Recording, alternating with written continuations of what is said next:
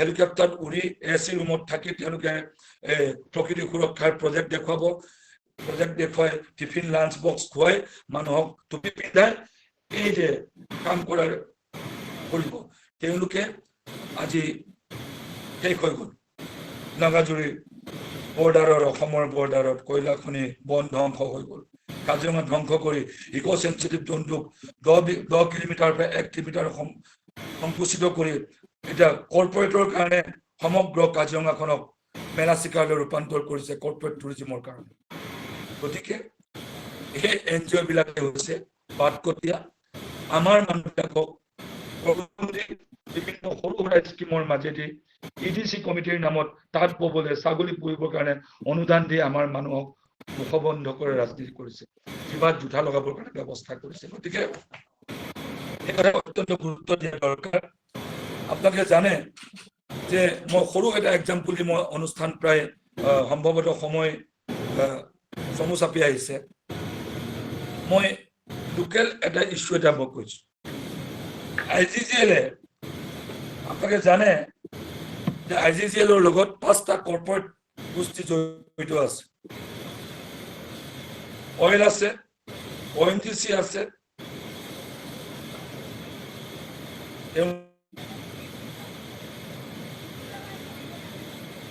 লোকৰ এনেকুৱা কৰি 5টা তেওঁলোকে মিলি পাইপলাইন বহাবৰ কাৰণে একদম ধাৰাসাৰ আহি আছে কতো কোনো মানুহ কম্পেনচেশ্যন দিবলৈ নাই তেওঁলোকে কৈ দিছে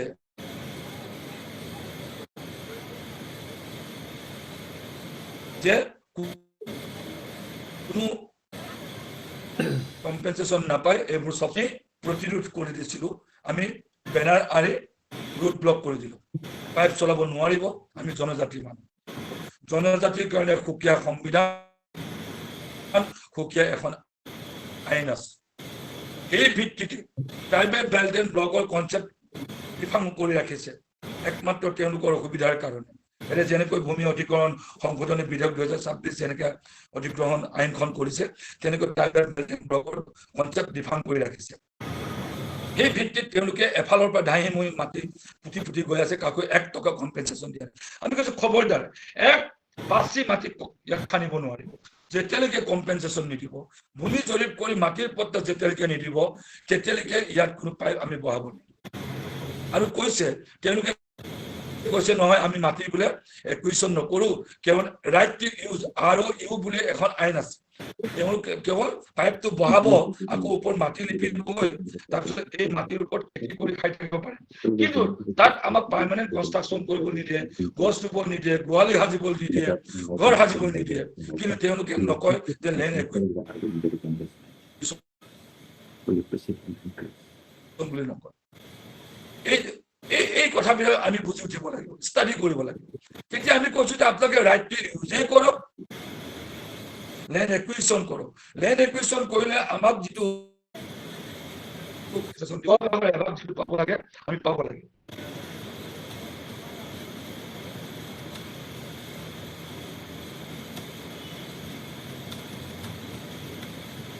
এক টকা নিদিয়াকৈ যাব নোৱাৰিম তেতিয়া আমি দিবলৈ বাধ্য কৰিছোঁ গোলাঘাটৰ ওপৰত যথেষ্ট ৰাষ্ট্ৰৰ হেণ্ডচকু পৰিছিল আমাৰ ওপৰতো বলপূৰ্বক আমাক ইয়াৰ পৰা উঠাই নিবৰ ব্যৱস্থা কৰিছিল গ্ৰেপ্তাৰ কৰি আমি কৈছোঁ আমি কেম্প কৰি আমি তাত দিনে ৰাতি আমি আন্দোলন কৰিলোঁ তাৰপিছত আৰু এখন কৰিলোঁ এই জনজাতিৰ লোকসকল থলুৱা খিলঞ্জীয়া লোকসকলৰ মাটি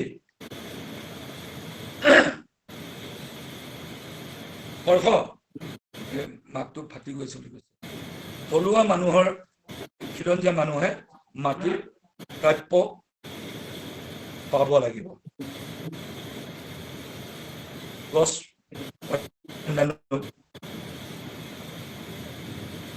খেতি ভূমি এইবিলাক গতিকে আমি কৰি এটা মডেল তৈয়াৰ কৰিলোঁ তেতিয়া উপলব্ধি কৰিছোঁ ইমান দূৰ দূৰণিৰ পৰা আমিতো ক্ষুদ্ৰ এটা সংগঠন সামান্য এটা সংগঠন তৃণমূলৰ সংগঠন সৰু এটা কোণত আমি বিক্ষিপ্তভাৱে কাম কৰি আছো থিংক গ্লোবেলি এক্ট লোকেলি এটা কণ্ড আমি সকলোৱে মিলি যদি এই সংগ্ৰামটোক যদি আগুৱাই লৈ যাওঁ আমি কিয় ভূমি অধিকাৰটো ঘূৰাই আনিব নোৱাৰিম কিয় বাকী জাতীয় সংগঠনবোৰ ইমান দূৰ দূৰণিত সম্প্ৰসাৰিত হৈ থকা তেওঁলোকৰ মাটি বাৰীবোৰ কিয় তেনেকৈ চৰকাৰক অধিগ্ৰহণ কৰিবলৈ নিদিলে কিয় এটা কম্পেনচেশ্যন দিবলৈ নিদিলে সেই দুখ আমাৰ এতিয়াও আছে গতিকে মই দৃষ্টিগোচৰ কৰি আজি সন্মানীয় সদনক Mising scholars forum all university অসমৰ ইণ্টেল সদনক আমি তৃণমূলৰ এজন এক্টিভিষ্ট ছ'চিয়েল এক্টিভিষ্ট আমি নিজৰ প্ৰেক্টিছত আমি এফআৰএ ইমপ্লিমেণ্টেশ্যন কৰি পাইছোঁ ফৰেষ্ট ৰাইটছ এক্ট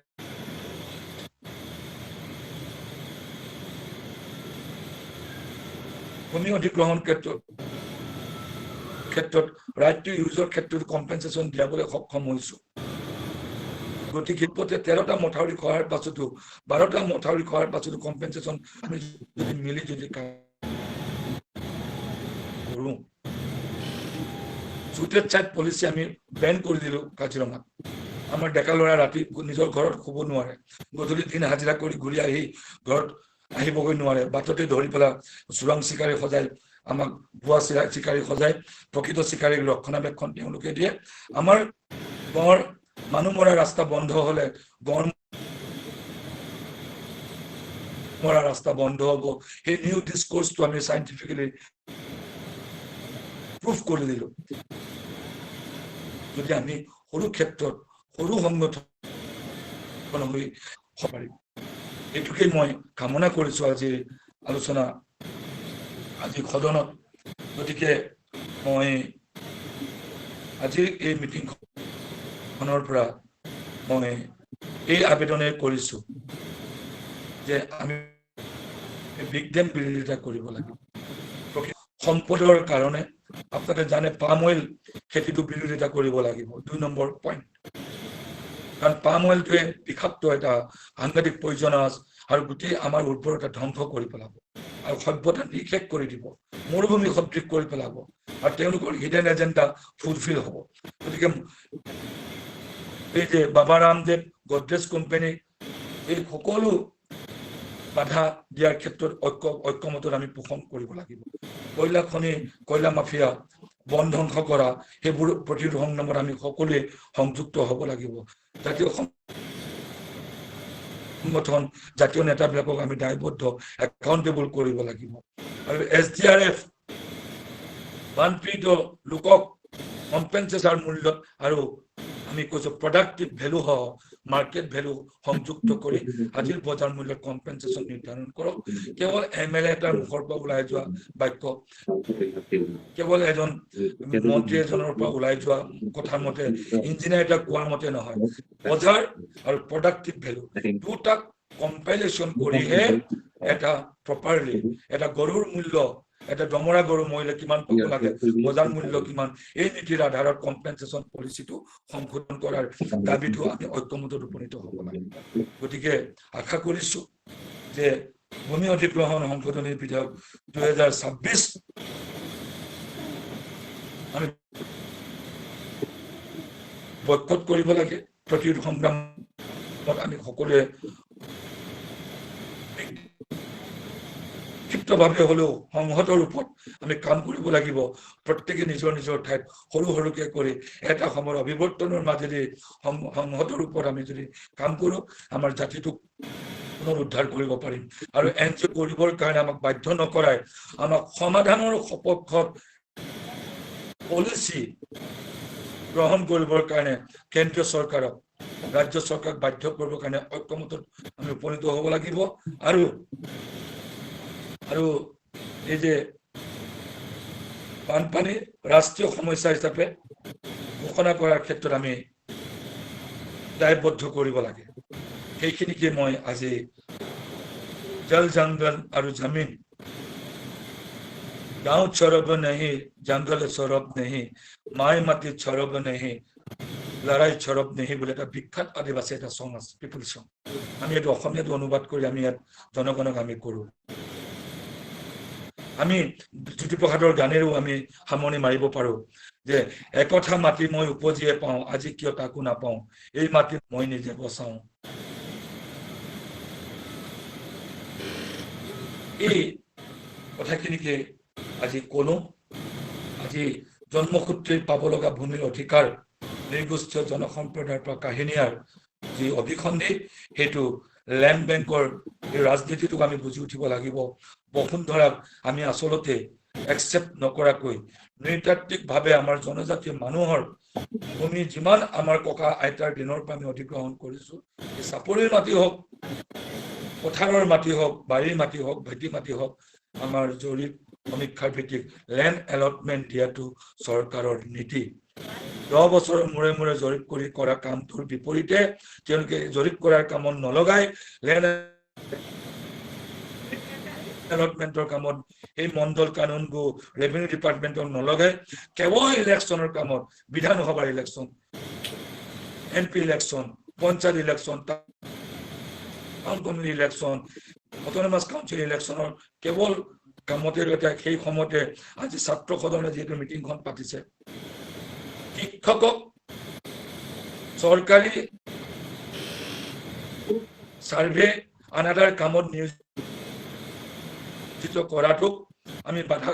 আমাৰ বহুত নিবনুৱা লাখ লাখ নিবনুৱা তাত সংস্থাপিত হ'ব সাৰ্ভে কৰিবৰ কাৰণে প্ৰপাৰ আজি বানপানী ক্ষতিগ্ৰস্তৰ কাৰণে সাৰ্ভে এটা ডিপাৰ্টমেন্ট গঠন কৰক সুকীয়া ডিপাৰ্টমেন্ট তাৰ মণ্ডল কানুন গো ৰেভিনিউ ডিপাৰ্টমেন্টৰ মানুহ জৰীপ কৰিবৰ কাৰণে যাব কিন্তু তাত শিক্ষকক কিয় নিয়োজিত কৰিব লোকপ্ৰিয়ত কিয় শিক্ষকক নিয়োজিত তাৰ কাৰণে এটা ডিপাৰ্টমেন্ট খোলক তাত হাজাৰ হাজাৰ আমাৰ নিবনুৱাই তাত সংস্থাপন লাভ কৰক সেই একেটা পইচাৰে মদৰ দোকান খুলি দিছে স্কুলবিলাক বন্ধ কৰি দিছে চৰকাৰী স্কুলবিলাক সম্পূৰ্ণ নিষেধ কৰাৰ অভিসন্ধিৰ লগত এইবিলাক কথাও জড়িত কৰিবৰ কাৰণে আমি ইণ্টেলেক্ট ছ'চাইটিটোৱে দায়বদ্ধতাৰে সেই আলোচনাবিলাকৰ ক্ষেত্ৰত আমি ঐক্যমতলৈ উপনীত হ'ব লাগে মই এইখিনিকে কৈ মোৰ পৰ্বটো সমাপ্ত কৰিছো আজি যিগৰাকী এংকৰ হাত ধৰোঁতে পৰৱৰ্তী অনুষ্ঠানটো আগবঢ়াওক পৰ্যালোচনা কিবা যদি আছে যদি কুৱেশ্যন যদি কাৰোবাৰ আহিব ধন্যবাদ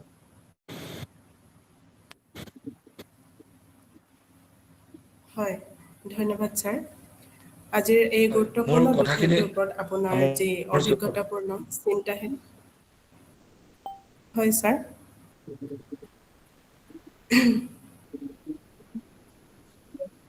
ধন্যবাদ স্যাৰ আজিৰ এই গুৰুত্বপূৰ্ণ বিষয়টোৰ ওপৰত আপোনাৰ যিটো অভিজ্ঞতাপূৰ্ণ চিন্তাহীন আৰু তথ্য সমৃদ্ধ বক্তব্যৰ বাবে আপোনাক আন্তৰিক ধন্যবাদ জ্ঞাপন কৰিছোঁ যিটো আমাৰ জল জংঘল আৰু ভূমিৰ সৈতে মানুহৰ সম্পৰ্ক খিলঞ্জীয়া অধিকাৰ ভূমি আৰু জীৱন জীৱিকাৰ প্ৰশ্ন তথা অসমৰ সমসাময়িক সংগ্ৰামৰ বিষয়ে আপোনাৰ যি বক্তব্য এই বক্তব্যই আমাক নিশ্চয়কৈ নতুন দৃষ্টিভংগীৰে বিষয়সমূহ চাবলৈ সহায় কৰিব বুলি আশা ৰাখিছোঁ এতিয়া আমি অনুষ্ঠানটোৰ এক গুৰুত্বপূৰ্ণ অংশলৈ আগবাঢ়িব খুজিছোঁ যিটো আমাৰ প্ৰশ্নোত্তৰ পৰ্ব এই প্ৰশ্নোত্তৰ পৰ্বলৈ আগবাঢ়িব বিচাৰিছোঁ আজিৰ বক্তৃতাৰ সৈতে জড়িত যিকোনো প্ৰশ্ন মতামত বা আলোচনাৰ বিষয় থাকিলে আপোনালোকে আগবঢ়াব পাৰে মই অংশগ্ৰহণকাৰীসকলক অনুৰোধ জনাম যে প্ৰশ্ন কৰাৰ পূৰ্বে নিজৰ নাম আৰু পৰিচয় দি ল'ব আৰু নীতি নিয়মৰ যাতে প্ৰশ্নবোৰ উত্থাপন কৰে তাক অনুৰোধ জনাইছোঁ আৰু যিটো আমাৰ সময়ৰ প্ৰতি লক্ষ্য ৰাখি যাতে প্ৰশ্নৰ উত্তৰবোৰ দিয়া যায় সেইটোৰ ওপৰত লক্ষ্য ৰাখিব ধন্যবাদ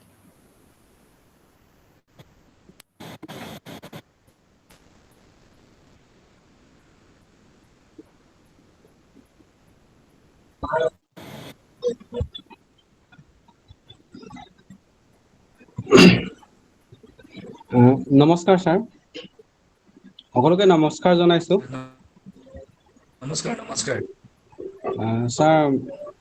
একচুৱেলি এইটো কুৱেশ্যনটো অকল মোৰ বুলি নহয় মোৰ লগৰ এটাই এইটো শ্বেয়াৰ কৰিছিলে মোক ঋতুৰাজ গোস্বামী নামৰ লগৰ এটাই আৰু এইটো সকলোৱে আলোচনা কৰিছিলোঁ আমি যিমান পাৰোঁ। প্ৰশ্নটো হৈছে ছাৰ, শেহতীয়াকৈ কাজিৰঙাৰ হাতীখুলি চাহ বাগিচাৰ সমীপৰ ইংলেপ পথাৰত যি আয়াত হোটেল নিৰ্মাণৰ বাবে আদিবাসী মানুহৰ কৃষিভূমি দখলৰ কাম চলিছে,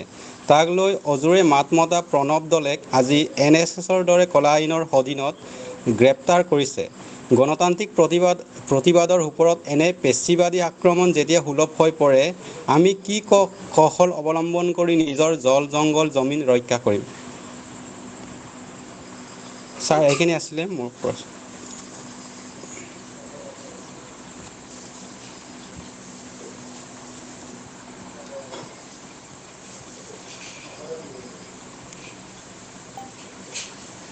এইটো গুৰুত্বপূৰ্ণ কথা।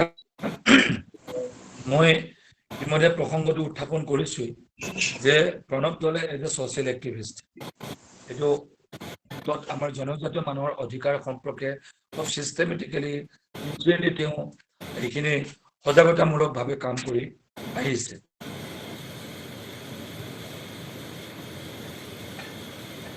এই প্ৰসংগত আমি ইংলেপ পথাৰৰ যিটো ডিছকোৰ্চটো মই কৈছোঁ,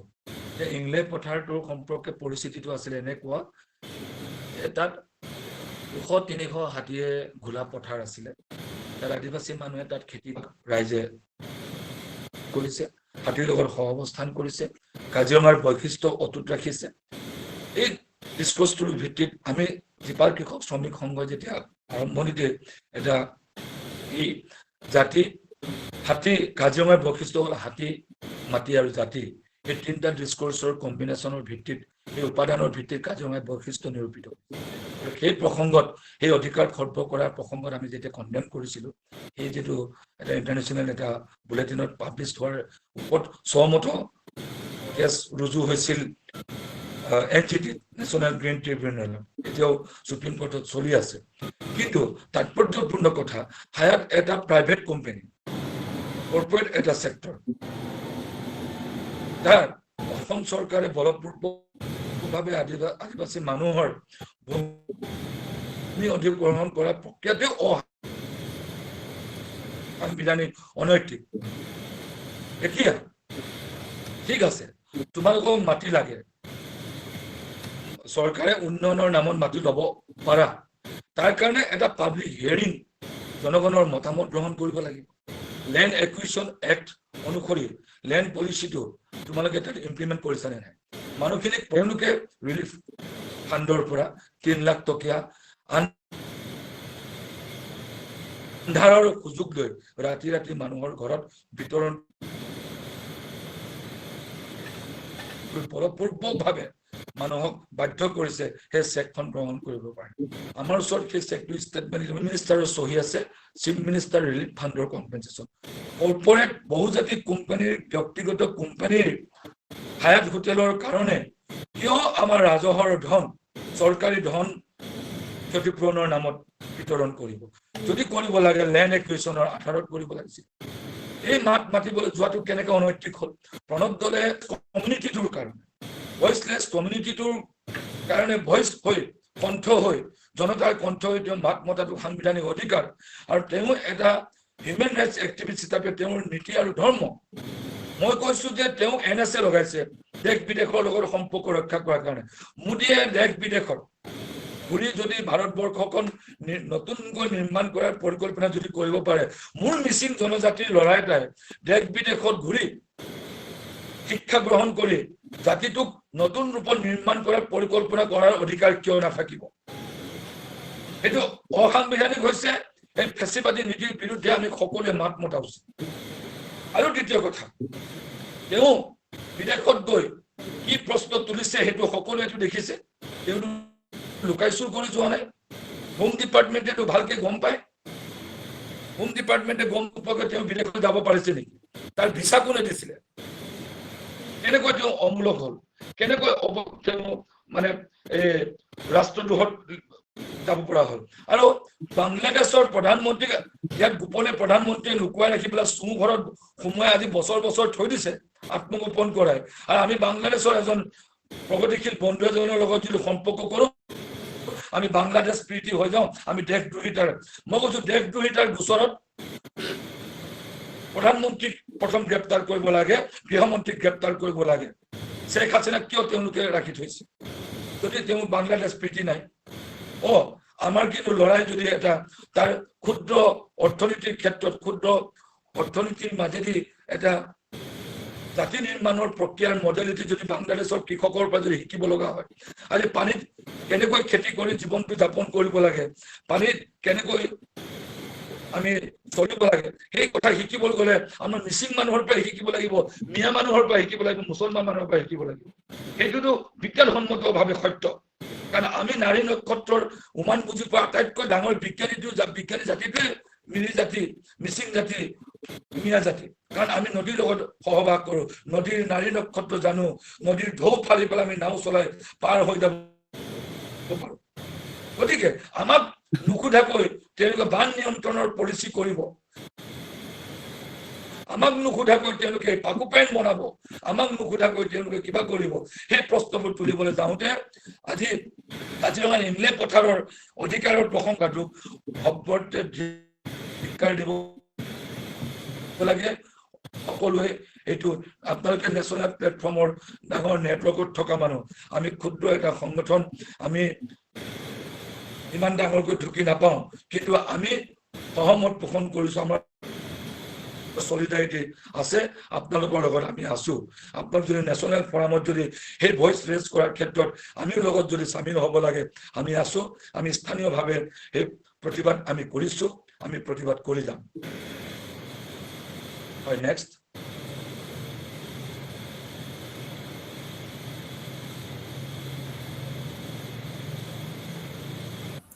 ধন্যবাদ ছাৰ। আৰু যদি কোনোবাই প্ৰশ্ন উত্থাপন কৰিব বিচাৰে তেন্তে কৰিব পাৰে। হয়, আপোনালোকৰ